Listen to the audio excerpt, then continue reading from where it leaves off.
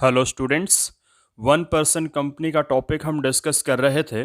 आज हम उसमें डिस्कस करेंगे एडवांटेजेस या आप मेरिट कह सकते हो of OPC one person company. तो ओपीसी के कौन कौन से एडवांटेजेस हमें मिलते हैं या मेरिट्स हमें मिलते हैं वो हम डिस्कस करेंगे। चलिए, और इसी वीडियो में हम उसके डीमेरिट्स या डिसएडवांटेजेस कह सकते हो, लिमिटेशंस आप कह सकते हो, वो भी हम डिस्कस करने वाले हैं। चलिए पहले स्टार्ट करते हैं एडवांटेजेस। क्या क्या एडवांटेजेस होते हैं ओपीसी के? सबसे पहले आता है लिमिटेड लाइबिलिटी, जिसको सीमित दायित्व हम कहते हैं। ओपीसी का सबसे बड़ा एडवांटेज है कि जो भी इसका मेंबर होता है उसकी लाइबिलिटी लिमिटेड होती है, यानी कि जितना कैपिटल वो इन्वेस्ट करेगा, जितना उसका शेयर होगा कैपिटल का, उतनी ही उसकी लाइबिलिटी होगी, उससे ज़्यादा उसकी लाइबिलिटी नहीं मिलेगी। यानी कि अगर बिजनेस में लॉस हो जाए, बड़ा लॉस हो जाए, तो उसको एक्स्ट्रा अमाउंट इन्वेस्ट नहीं करना पड़ेगा, जो कि सोल प्रोप्राइटरशिप और पार्टनरशिप में होता है। तो सबसे बड़ी लाइबिलिटी है कि अगर आप अपना लिमिटेड लाइबिलिटी का बेनिफिट लेना चाहते हो कंपनी के बिजनेस में, तो आपके लिए ओपीसी एक बेस्ट ऑप्शन हो सकता है। सेकंड आता है good alternate of sole trade.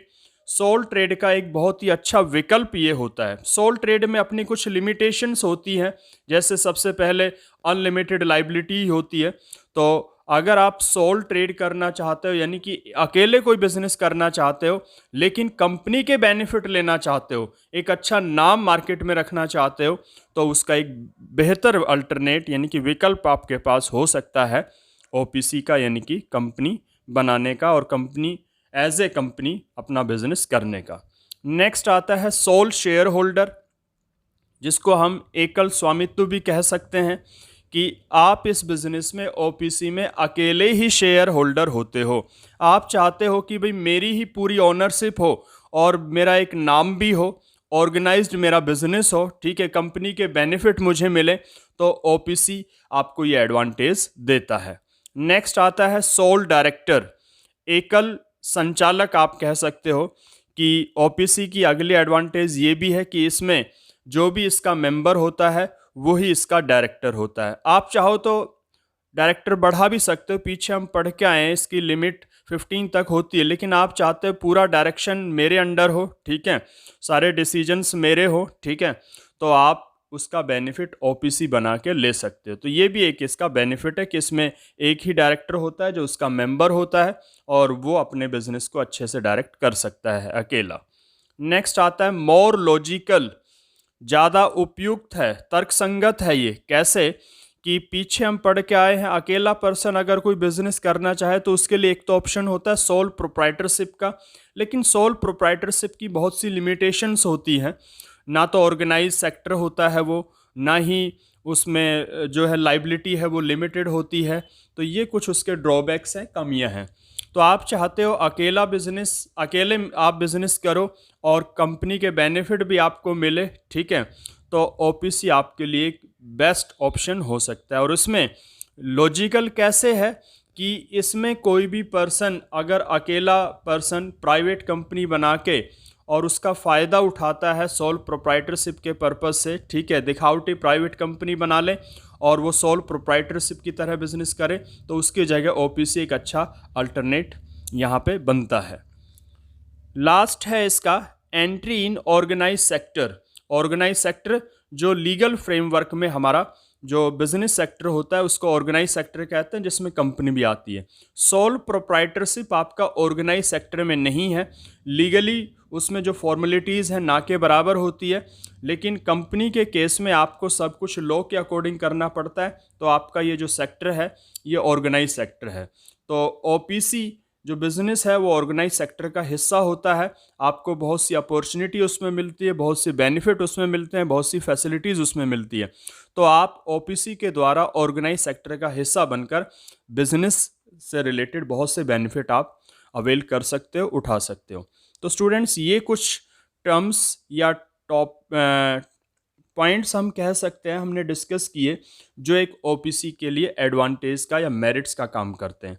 आइए अब शुरू करते हैं डिसएडवांटेजेस। डिसएडवांटेजेस, लिमिटेशंस या डीमेरिट्स की हम बात करें ओपीसी की, उसमें सबसे पहले आता है मोर फॉर्मेलिटीज़।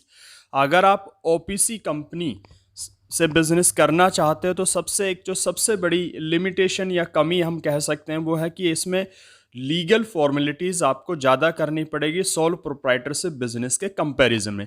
सोल प्रोप्राइटरशिप बिजनेस आप बिल्कुल आसानी से शुरू कर सकते हो, कोई ज़्यादा लीगल फॉर्मेलिटी की रिक्वायरमेंट नहीं होती है, लेकिन ओपीसी के केस में आपको पूरा उसका जो फॉर्मेशन का प्रोसेस है, जो डॉक्यूमेंटेशन है, वो आपको प्रॉपरली करना पड़ेगा, तो इसमें फॉर्मेलिटीज़ ज़्यादा है।